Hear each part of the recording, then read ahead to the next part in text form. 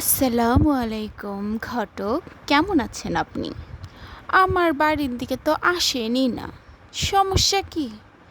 আমার হাতের চা কি আপনাকে আর ভালো লাগে না? ওয়ালাইকুম আসসালাম ওরহমতুল্লাহি ওয়াবারাকাতুহ।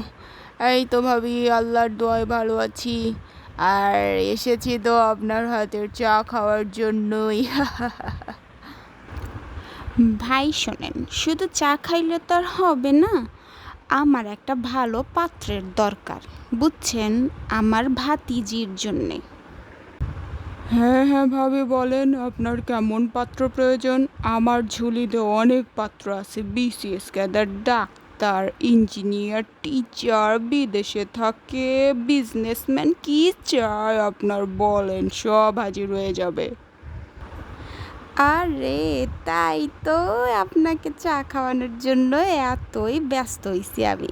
শোনেন, আমার ভাতিজি পড়ে ক্লাস 7-এ, বুঝছেন, দেখতে শুনতে মাশাল্লাহ আকাশ থেকে নামে আসা পরীর মতো, দুধে আলতা গায়ের রং, বুঝছেন নি। আমার লাগবে হচ্ছে বিসিএস ক্যাডার এক জামাই, দেখতে শুনতে ভালো, বড় লোক ফ্যামিলির, বুঝছেন। ঠিক আছে ভাবি, পেয়ে যাবেন।